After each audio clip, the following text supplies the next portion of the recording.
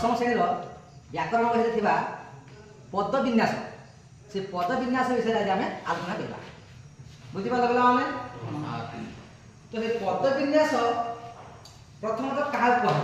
तो पद विन्यास अर्थ कौन मु लिखिली ये कौन लिखिली ना पद विन्यास बुझे पद क्या कह वाक्य प्रत्येक शब्द को पद कह कि नहीं तो सही परी विन्यास क्या कह विन्यास अर्थ होता है सज्जीकरण करने को विन्यास माने शब्द को अच्छी से शब्द से पद गुड़ी को ठीक स्थान में उचित स्थान में सजेकी रखा विन्यास कहुए पद विन्यास माने आमर ये पद विन्यास आमर जो मैंने ओडिया व्याकरण अच्छी ओडिया व्याकरण में एमती गोटे टपिक अच्छी जहाँकि आमर वाक्य को माने एमती आम लिखा जहाँद्वारा आमको शुणा श्रुति मधुर हो आउ तार जमर हूँ व्याकरण सठिक है तो कौन तो से पद विन्यास केतोटी पॉइंट सब अच्छी है तो से पॉइंट को आम मन रखा निश्चित भाव में आम कौन कर ना प्रत्येक वाक्य को आम सठिकता माने सठिक भाव में लिखिपर बुझे दशम श्रेणी व्याकरण बही थी पद विन्यास विषय आम आलोचना करवा बुझे पे तो से पद विन्यास अर्थ बुझीपार समस्त तो मुझे बारंबार कहली जे पद हूँ गोटे कौन ना वाक्य थी समस्त शब्द को पद कहुए तो से पद अच्छी से पद को ठीक भाव में ठीक स्थान में सजेकी लिखा विन्यास कहुए तार अर्थ हूँ माने शब्द को ठीक स्थान में सज्जीकरण करके लिखा हूँ पद विन्यास कहुए तो से पद गुड़ी को सज्जीकरण कर लिखार केते गुड़िए नियम अच्छी तो से नियम गुड़िक आम आज आलोचना करवा जदि आम से नियम गुड़िक समस्ते मन रखिदबा निश्चित भाव में आम व्याकरण दृष्टि कौन सी वाक्य आम भूल हो नहीं सब ठीक है बुझीपार पे देख प्रथम नियम अच्छी कौन ना वाक्य आरंभ में कर्ता और शेष क्रिया रहे आर अर्थ कौन बुझल तुम वाक्यर आगे कर्ता रहे और शेष क्रिया तार अर्थ हूँ आम साधारण भाव में बुझीपर जे ना जो वाक्य आम लिखुचे तो से वाक्यर आरंभ में ही कर्ता थी दरकार न तो शेष वो कौन कही ना शेष कौन थी दरकार ना क्रिया थी दरकार तो प्रथम तो आमको जाने दरकार जे कर्ता क्या कहुए आ क्रिया क्या कहुए कर्ता क्या कहुए जानिच जान तो कर्ता क्या कहुए तो प्रथम तो कर्ता आम जाना दरकार ना कर्ता हूँ जी कौन कार्य करे जहाँ द्वारा कौन कार्य हुए ताके आम कौन कहवा जहाँ द्वारा कौन कार्य हुए कि जी से कार्य करे सी हूँ कर्ता तापर क्रिया क्या कहवा ना कर्ता जी है से कर्ता द्वारा जो कार्य हुए सहीटा हूँ क्रिया क्रिया गोटे कार्य को बुझाए जमी नाचवा खेलवा हसवा बुलवा आम बुझीगले तो भल भाव में क्रिया बुझीगले कर्ता बुझीगले आउ ये नियम अर्थ में बुझीगले कौन कि ना वाक्य आरंभ निश्चित भाव में कौन हम ना कर्ता थी दरकार वाक्य शेष क्रिया रहा दरकार गोटे उदाहरण देवा तो उदाहरण कौन लिखाई ना रामचंद्र रावण को बद्ध करते रामचंद्र रावण को बद्ध करते आ भितर प्रथम तो कहले देखी सूरज कहले देखी आ भितर कर्ता किए रामचंद्र किए कर्ता आठेला रामचंद्र रामचंद्र होती कर्ता और मान कहले क्रिया किए करथिले गोटे कार्य करा कि नहीं जे कार्य करता कि नहीं करथिले कार्य करा नहीं हे गला देखो जे नियम अनुसार कार्यटा ए जे वाक्यटा मेल खाइला कि खाइला ना खाइला कहि वाक्य आरंभ में कर्ता था तो अछि कि नहीं वाक्य शेष रे कोन अछि क्रिया अछि ठीक है कि नहीं एटा शुद्ध वाक्य बुझि गलो प्रथम पॉइंट पूरा संपूर्ण ज्ञान हैला तो एबे हम आसीबा द्वितीय वर्तमान आमे से पद विन्यासर द्वितीय पॉइंट देखिबा तो से द्वितीय नियम कोन अछि ना वाक्य रे क्रिया सकर्मक होइथिले कर्म पदटी क्रिया पूर्वरु रहे कौन कहली मु वाक्य रे क्रिया सकर्मक होइथिले कर्म पदटी क्रिया पूर्वरु रहे किसी बुझी पालो तो देखो तो एइटा हमें सेमिति वाक्य रे क्रिया सकर्मक होइथिले क्रिया जानि छ हमें प्रथम नियम रा क्रिया कोन तुम बुझे दे भलो भाबरे से कहछि क्रिया सकर्मक होइथिले सकर्मक कोन सकर्मक कोन तो सकर्मक आउ रही अकर्मक तो प्रथम तो हमको सकर्मक कौन आ अकर्मक कौन आ जाना पड़े तो सकर्मक होची ना क्रिया सहित जो कर्मटा थाए ताको हम कहबा सकर्मक आ जो क्रिया सहित कर्म न थाए ताको हम कोन कहबा अकर्मक कथा बुझिला बुझिनी केमिति बुझिला केमिति ना अक्षय गुटिए भल गीत गाइले अक्षय गुटिए भल गीत गाइले तो एटा सकर्मक ना अकर्मक ओ केमिति जानलो यार पूर्वरु कर्म अछि एटा कि जाय ए कर्म पद देसी अछि कि नै अछि त बुझिने एटा जे कहबा खाली मु कहि देली राम खाइले मु कोन कहली राम खाइले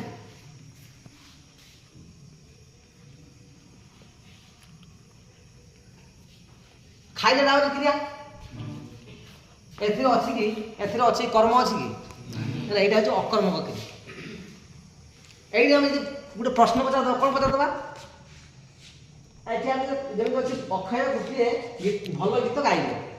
आमे एठी गुटिए प्रश्न पचार दबा कोन गाइले गीत आसीला प्रश्नर उत्तर सेटा हচ্ছে कर्म किंतु एठा कौन खाइले कौन आसुचे किसी लेखा जी यदि कर्म आसु नहीं तो एटा होची कौन अकर्म एठी यदि कर्म आसले एठी कौन क्लियर देखो माने तो सेही पद्धति विन्यासर तृतीय नियम तो से तृतीय नियम रे कौन अछि ना वाक्य रे द्विकर्मक क्रियार गौण कर्म परे मुख्य कर्म व्यवहार हुए कौन कही ना वाक्य रे द्विकर्मक क्रियार गौण कर्म परे कौन है ना मुख्य कर्म व्यवहार हुए ना बुझिपार कि ना बुझिपार तो एथिरे कौन कहे तो प्रथम आम जाना पड़ो एथिरे द्विकर्मक कौन ताकि पंडित शिष्य मानू उपदेश देले एथिरे कर्ता किए प्रथम कह आई सुन कर्ता किए वेरी गुड पंडित हूँ कर्ता क्रिया किए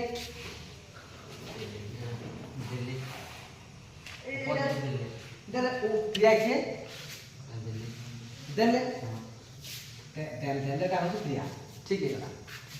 तो ये बर्तमान को शिष्य मानू आ उपदेश दीटा शब्द बंचला कि नहीं तो आ भितर ये दीटा शब्द अच्छी ये कौन देले को लगे क्रिया को लगे सरल प्रश्न पचार किए देले कौन देले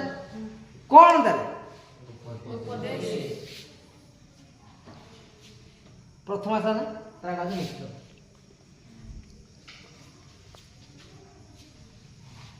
केउ मानू देले शिष्य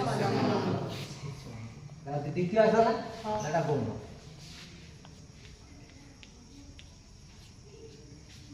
तेल मुख्य कर्म आम भाग खुली देले प्रश्न पचार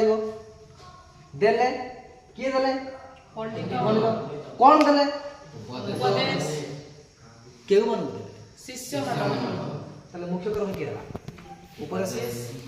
गौण कर्म भागे शिष्य एटा हूँ आम साधारण कथा बुझा कि तार नियम अच्छे कौन अच्छी ना सब प्राणीवाचक शब्द कौन है ना गौण कर्म हो प्राणीवाचक आ अप्राणीवाचक शब्द सब मुख्य कर्म होता देख ये गोटे अप्राणीवाचक नुहे कि उपदेश एटा अप्राणीवाचक मैंने प्राणी तार जीवन अच्छी है कि एक हूँ कौन मुख्य कर्म आउ प्राणीवाचक सब कौन हो गौण कर्म ଶିଷ୍ୟ ମାନଙ୍କୁ ଆଉ ସେଟା ସବୁବେଳେ ଦ୍ୱିତୀୟ ବିଭକ୍ତି ହୋଇଥାଏ। କେମିତି ଦ୍ୱିତୀୟ ବିଭକ୍ତିର ସୂତ୍ର କ'ଣ ଆମର ଚିହ୍ନ କ'ଣ ମାନ କୁ କୁ ମାନଙ୍କୁ ହଁ କୁ ଅଛି କି ନାହିଁ ତାକୁ ଅଛି ଦ୍ୱିତୀୟ ବିଭକ୍ତି ହଁ ପ୍ରାଣୀବାଚକ ହୋଇଥିବ ଆଉ ଦ୍ୱିତୀୟ ବିଭକ୍ତି ହୋଇଥିବ। ଇଏ ହେଉଛି କ'ଣ ଗୌଣ କର୍ମ। ଆଉ ନିୟମ କ'ଣ କହିଛି ନା ବାକ୍ୟରେ ଦ୍ୱିକର୍ମକ କ୍ରିୟାର ଗୌଣ କର୍ମ ପରେ କ'ଣ ଥିବ ମୁଖ୍ୟ କର୍ମ ଥିବ। ଗୌଣ କର୍ମ ପ୍ରଥମ ଅଛି ତା ପରେ କ'ଣ ଅଛି ଉପଦେଶ ମୁଖ୍ୟ କର୍ମ ଅଛି ମାନେ ତାର ନିୟମଟା ଠିକ ମେଳ ଖାଇଲା କି ନାହିଁ। ହେଲା ତ ଇଏ ହେଉଛି କ'ଣ ନା ଆମର ଦ୍ୱିକର୍ମକ କେଉଁ ଜାଗାରେ ବସିବ କେଉଁ ଜାଗାରେ ନ ବସିବ ତାର ବୁଝିଗଲା କ୍ଲିୟର। ଦ୍ୱିକର୍ମ କ'ଣ ବୁଝିଗଲା ନା ବୁଝିଗଲା ଯେଉଁ ବାକ୍ୟରେ ଦୁଇଟି କର୍ମ ଥିବ ତାକୁ ହିଁ କୁହାଯାଏ ଦ୍ୱିକର୍ମ। କଥା ବୁଝିଲେ ଦେଖ ଅଛି କି ନାହିଁ ଇଏ ଗୋଟେ କର୍ମ ଅଛି ଇଏ ଗୋଟେ କର୍ମ ଅଛି ତ ସେଇ ଦୁଇ କର୍ମ କହିଛି ତାକୁ ପୁଣି ଭାଗ କରାହେଇଛି ଗୋଟେ ହେଉଛି ଗୌଣ କର୍ମ ଗୋଟେ ହେଉଛି ମୁଖ୍ୟ କର୍ମ। ତାହେଲେ ମୁଖ୍ୟ କର୍ମ କିଏ ନା ଉପଦେଶ କେମିତି ଆମେ ଜାଣିଲେ ନା ଇଏ ହେଉଛି ଅପ୍ରାଣୀବାଚକ ଆଉ ଗୌଣ କର୍ମ କିଏ ନା ଇଏ ହେଉଛି ଶିଶୁମାନଙ୍କୁ କେମିତି ଜାଣିଲେ ଇଏ ହେଉଛି ପ୍ରାଣୀବାଚକ ପ୍ଲସ୍ ଦ୍ୱିତୀୟ ବିଭକ୍ତିର ଅଛି। କିନ୍ତୁ ତାକୁ ସାଧାରଣ ଭାବରେ ଆମେ ଯଦି ବୁଝିବାକୁ ଚାହିଁବା କେମିତି ଆମେ ତାକୁ ଚିହ୍ନିବା ନା ପ୍ରଶ୍ନ କରିଦେବା ଆମେ ସଙ୍ଗେ ସାଙ୍ଗେ ଗୋଟିଏ ପ୍ରଶ୍ନ କରିଦେବା ଦେଲେକୁ ଲଗେଇକି କ୍ରିୟାକୁ ଲଗେଇକି କିଏ ଦେଲେ ପଣ୍ଡିତ କର୍ତ୍ତା ବାହାରିଗଲା। ପଣ୍ଡିତ କ'ଣ ଦେଲେ ଉପଦେଶ ମୁଖ୍ୟ କର୍ମ ହେଇଗଲା ପ୍ରଥମ ବାହାରିଲା। ପଣ୍ଡିତ ଉପଦେଶ କାହାକୁ ଦେଲେ ଆଉ କେଉଁମାନଙ୍କୁ ଦେଲେ ଶିଷ୍ୟମାନଙ୍କୁ କେଉଁମାନଙ୍କୁ ନା ଶିଶୁମାନଙ୍କୁ ଆସିଗଲା। ତ ବର୍ତ୍ତମାନ ସେଇ କ୍ରମରେ ଆମେ ଚତୁର୍ଥ ପଏଣ୍ଟକୁ ଆସିଲେ। ତ ଚତୁର୍ଥ ନିୟମଟି ଆମେ ଲକ୍ଷ୍ୟ କରିବା କ'ଣ ଲେଖା ହେଇଛି ନା ବାକ୍ୟରେ ସମ୍ବୋଧନ ପଦ ବାକ୍ୟ ଆରମ୍ଭରେ ବା ଶେଷରେ ଲେଖାଯାଏ। କ'ଣ ଲେଖିଛି ବାକ୍ୟରେ ସମ୍ବୋଧନ ପଦ ଯିଏ ଅଛି ସେଟା ବାକ୍ୟ ଆରମ୍ଭରେ ରହେ ଆଉ ଶେଷରେ ରହେ। ତାର ଅର୍ଥ ହେଉଛି କଥା କିଛି ବୁଝିପାରୁଛ ପିଲାମାନେ ବାକ୍ୟର ଆରମ୍ଭରେ କ'ଣ ରୁହେ ସମ୍ବୋଧନ ପଦ ଆଉ ଶେଷରେ ମଧ୍ୟ ସମ୍ବୋଧନ ପଦ ଆମେ ରଖିପାରିବା ନତୁ ମଝିରେ ସମ୍ବୋଧନ କାହାକୁ କରେ ସମ୍ବୋଧନ ହେଉଛି ଡାକିବା ଏ ରାମ ଏ ଗୋପାଳ ତ ଏମିତି ସମ୍ବୋଧନ କରି ଡକାଯାଏ। ତ ସେଇଟା ହେଉଛି ସମ୍ବୋଧନ ଶବ୍ଦ ବୋଲି କୁହାଯାଏ। ମୁଁ ତ ଡାକିଲି ତୁମକୁ ଏ ସୁରଜ ହେ ରାମ ଏମିତି ଡାକିଲି ତ ସେଇଟା କ'ଣ କୁହାଯିବ ସମ୍ବୋଧନ। ସମ୍ବୋଧନ ଚିହ୍ନ ବି ଗୋଟେ ଥାଏ ଦେଖ ଏଇଟା ସମ୍ବୋଧନ ଚିହ୍ନ ଏଇଟା ଗୋଟେ ଲକ୍ଷ୍ୟ କର ଏମିତି ଆସିଥିବ ଏମିତି ହେଇକି ଏଇଟା ସମ୍ବୋଧନ ଚିହ୍ନ ଗୋଟେ। ତ ସେଇ ଯେ ନିୟମ ଅନୁସାରେ ବାକ୍ୟରେ ସମ୍ବୋଧନ ପଦ ବାକ୍ୟ ଆରମ୍ଭରେ ରହିବ ନହେଲେ କେଉଁଠି ରହିବ ଶେଷରେ ରହିବ। କେମିତି ଦେଖ ଲେଖା ହେଇଛି ଦେଖ ପ୍ରଥମ ଉଦାହରଣ ଲେଖା ହେଇଛି ହେ ଭଗବାନ ମୋତେ ରକ୍ଷା କର। ହେ ଭଗବାନ ହେ ଭଗବାନ ମୋତେ ରକ୍ଷା କର ସମ୍ବୋଧନ କରି ସେ ଭଗବାନଙ୍କୁ ଏଠି ସମ୍ବୋଧନ କରି ଡାକୁଛନ୍ତି ଆଉ ମୋତେ ରକ୍ଷା କରିବା ପାଇଁ କହୁଛନ୍ତି। ସମ୍ବୋଧନ ପଦ ଅଛି ତାହେଲେ ଏଥିରେ ସମ୍ବୋଧନ ପଦ କିଏ ହେ ଭଗବାନ ଏ ହେ ଭଗବାନଟା ହେଉଛି କ'ଣ ସମ୍ବୋଧନ ପଦ ତେଣୁ ବାକ୍ୟ ଆରମ୍ଭ ରଖାଯାଇଛି। ସେହିପରି ମୋତେ ଶକ୍ତି ଦିଅ ପ୍ରଭୁ ଲେଖା ହେଇଛି ନାହିଁ ଏଠି ସମ୍ବୋଧନ ପଦ ସମ୍ବୋଧନ ଚିହ୍ନ ଦେଖ ଅଛି କି ନାହିଁ ସେଠି କହୁଛୁ ମୋତେ ଶକ୍ତି ଦିଅ ପ୍ରଭୁ ଠିକ ମଧ୍ୟ କ'ଣ ହେଇଛି ନା ଶେଷରେ କ'ଣ ଅଛି ନା ସମ୍ବୋଧନ ପଦ ଅଛି। ଏଇ ନିୟମ ଅନୁସାରେ ଆମେ ଦେଖିଲେ ଯେ କ'ଣ ନା ବାକ୍ୟର ଆରମ୍ଭରେ ଆମେ ସମ୍ବୋଧନ ପଦ ରଖିପାରିବା ବାକ୍ୟର ଶେଷରେ ଆମେ ସମ୍ବୋଧନ ପଦ ରଖିପାରିବା। ସେଇ କ୍ରମରେ ଆମେ 5 ନମ୍ବର ମାନେ ପଞ୍ଚମ ନିୟମରେ ଆସି ପହଞ୍ଚିଲେ। ତ ସେ ପଞ୍ଚମ ନିୟମ କ'ଣ ଅଛି ନା ବାକ୍ୟରେ ବିଶେଷଣ ପଦ ପୂର୍ବରୁ ବସେ। ବାକ୍ୟରେ ବିଶେଷଣ ପଦ ପୂର୍ବରୁ ବସେ। ଦେଖ ବିଶେଷ୍ୟ ଆଉ ବିଶେଷଣ ତମେ ତ ଜାଣିଥିବ ନା କେମିତି ନା ବିଶେଷ୍ୟକୁ ସାଧାରଣ ଭାବରେ ଆମେ କର୍ତ୍ତାକୁ ବିଶେଷ୍ୟ ବୋଲି ଗ୍ରହଣ କରୁ ଜାଣିଛ କି ନାହିଁ। ବିଶେଷଣ କ'ଣ ବିଶେଷଣ ଏଇଠି ଛୁଆମାନେ ଟିକେ ମାନେ କନଫ୍ୟୁଜ୍ କରନ୍ତି ବିଶେଷଣ ପ୍ରକୃତରେ କ'ଣ ନା ସେ ବିଶେଷ୍ୟ ଯେ ଅଛି ସେ ବିଶେଷ୍ୟର ଗୁଣକୁ ବୁଝାଇଲେ ତାକୁ ଆମେ କ'ଣ କହିବା ପୁଣି ସେ ବିଶେଷ କେତେ ପ୍ରକାର ଅଛି ଗୁଣବାଚକ ବିଶେଷ୍ୟ, ଜାତିବାଚକ ବିଶେଷ୍ୟ, ବସ୍ତୁବାଚକ ବିଶେଷ୍ୟ ଏମିତି ଅଛି ହେଲା କି। ତ ଆମେ ଏଠି ଦେଖିବା ତ ଏଇ ଯେ ଲେଖା ଯାଇଛି ଯେ ଆମର ଉଦାହରଣ ଲେଖା ହେଇଛି ଏ ଉଦାହରଣ ଦେଖିକି ଆମେ ବୁଝିବା ପ୍ରଥମେ ଯେ ଆ ଭିତରେ ବିଶେଷ କିଏ ଆଉ ବିଶେଷଣ କିଏ। ପ୍ରଥମତଃ ଏଥିରେ କ୍ରିୟା କିଏ ଜିତନ୍ତି ଜାଣିଲ ଭାଇ ଆମେ ଜାଣିବା ପ୍ରଥମେ ପ୍ରଶ୍ନ କିଏ ଜିତନ୍ତି ଚତୁର ଚତୁର ଲୋକ କଣ ଆସିଲା ଏଠି କର୍ତ୍ତା କର୍ତ୍ତା ଚତୁର ଲୋକ ବୁଝିଲେ କି ତ ପ୍ରକୃତରେ ଚତୁର ଲୋକ ମିଶିକି ଅଛି କି ନାହିଁ ଏଠି